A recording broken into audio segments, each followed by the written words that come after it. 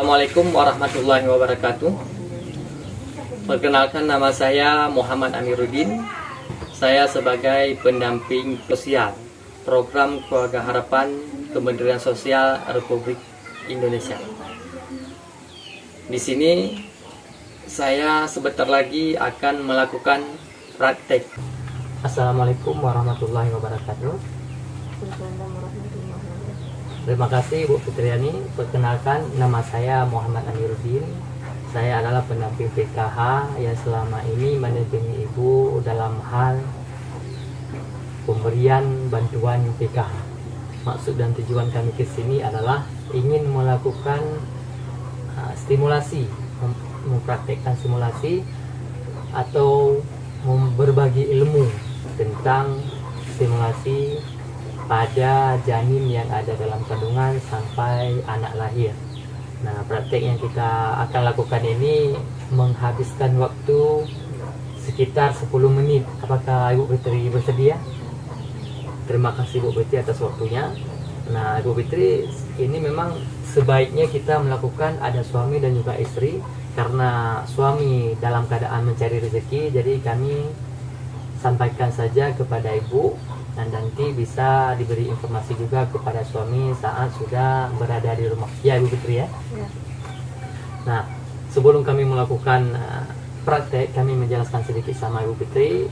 Stimulasi ini adalah pemberian rangsangan dari orang tua kepada janin yang ada di dalam kandungan sampai anak lahir. Gunanya untuk apa? Gunanya kita melakukan rangsangan pada janin ini, yang pertama melatih sistem indera, baik indera penciuman, perabaan, penglihatan, pembauan, ataupun untuk melatih komunikasi janin, dan juga melatih jari-jari kaki dan tangan pada janin yang ada di dalam kandungan. Itu manfaat atau tujuan yang akan dari tindakan yang akan kita lakukan sebentar lagi, Bu Fitri ya. Sebelum melakukan tindakan ini, kita mempunyai ada tiga cara atau jenis yang bisa kita berikan stimulasi atau rangsangan pada janin. Nah, di antara ketiga ini juga punya peraturannya masing-masing yang kita jalani. Sebelum kita melangkah lebih lanjut, kita akan mempraktekkan langsung. Ini kita umpama Ibu Fitri, ibu hamil yang sudah mengandung. Nah, ibu hamil yang sudah ada janin di dalam. Nanti kita sebelum mempraktekkan, kita siapkan ibu dalam keadaan tidak stres, dalam hal yang pikiran positif. Apakah mau duduk atau mau tidur, boleh.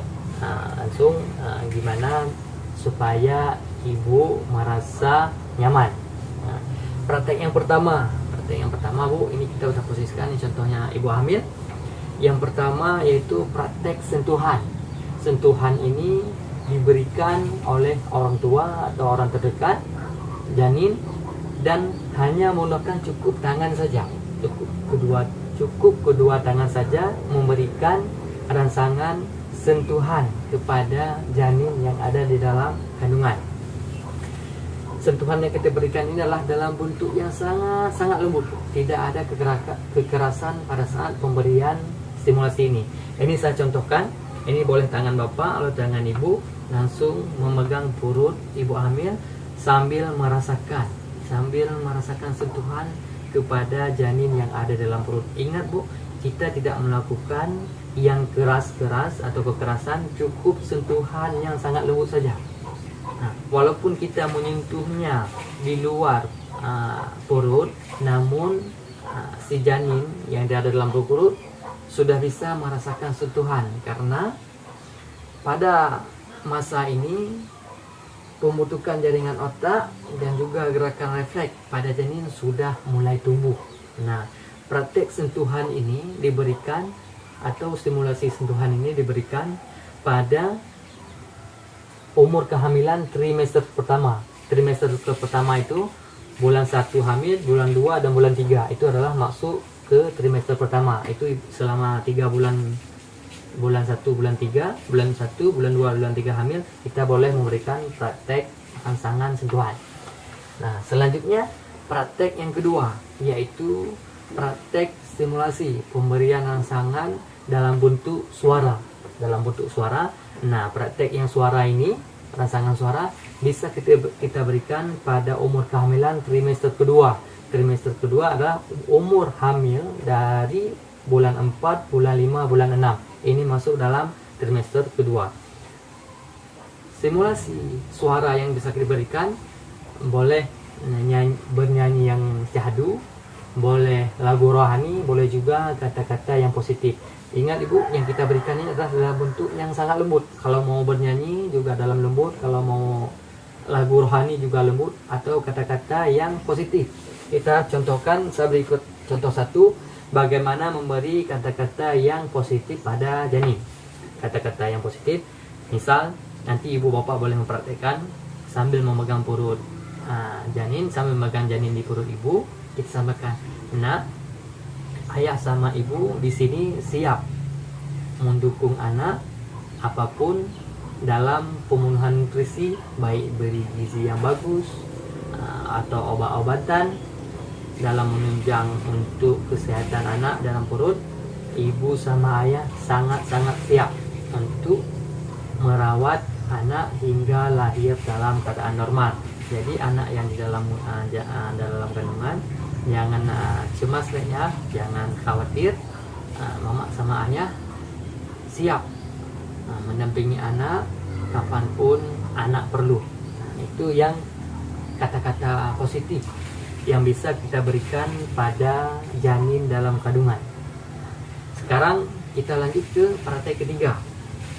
Praktek ketiga ialah cara memberi rangsangan sentuhan atau simulasi pada janin dalam bentuk pencahayaan. Nah, bentuk pencahayaan ini boleh kita menggunakan cahaya matahari dan juga cahaya dari lampu senter. Yang dianjurkan cahaya matahari dan juga lampu senter.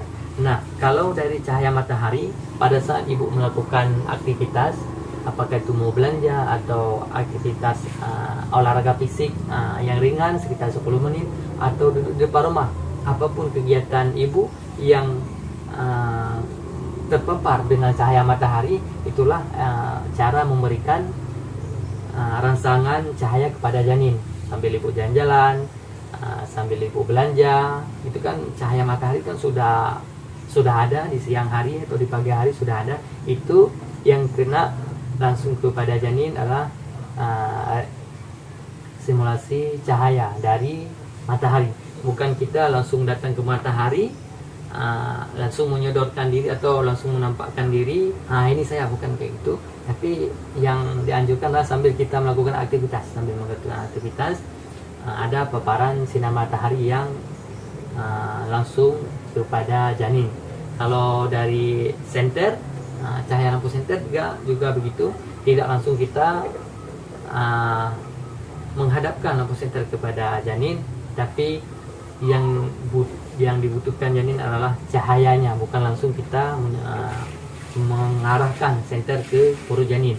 Nah, stimulasi cahaya yang diberikan kepada janin ini adalah fungsi mata dan otak sudah mulai berkembang, makanya si janin ini perlu kita berikan rangsangan cahaya, baik cahaya matahari maupun dari cahaya lampu senter. Nah, ini praktek ini ketiga, kita sudah sampai di ujung praktek, yaitu selama untuk praktek janin menstimulasi rangsangan janin ada 3. Yang pertama praktek sentuhan, dan juga praktek suara, dan juga praktek rangsangan cahaya. Ketiga praktek rangsangan simulasi pada janin ini bisa kita berikan satu hari sebanyak 2 kali. Dianjurkan satu hari 2 kali, pagi dan malam hari. Kalau pagi 30 menit, kalau malam juga 30 menit. Bisa kita lakukan pagi hari boleh, malam hari boleh. Dalam 1 kali 24 jam 2 kali kita lakukan. Setiap kita lakukan praktek bisa waktu 30 menit. Itu untuk kita melakukan praktek pemberian stimulasi atau rangsangan pada janin. Ini sangat perlu kita berikan karena janin dalam kandungan perlu rangsangan dari luar untuk melatih atau untuk melatih saraf-saraf di otak agar berkembang dengan normal. Ini saja dari kami Ibu Fitri. Apakah Ibu Fitri sudah mengerti caranya? Oke, terima kasih Ibu. Ini sebelum kita melakukan penutupan, kita akan mengisi tabel janji diri. Ini tabel janji diri kita isi setiap hari karena untuk melihat sejauh mana Ibu Fitri melakukan apa yang sudah ditargetkan sebelumnya. Ini kita langsung mengisi namanya Bu ya, Ibu Fitri, alamat, HP. Topik pada hari ini yaitu janji diri, pencegahan dan penanganan stunting dalam keluarga. Sesi 4 yaitu mendukung ibu dan ayah memberikan simulasi pada janin. Itu tadi yang sudah kita perhatikan, ada 3 cara. Tanggal, janji diri, ini sudah selesai kita lakukan. Sesi 4.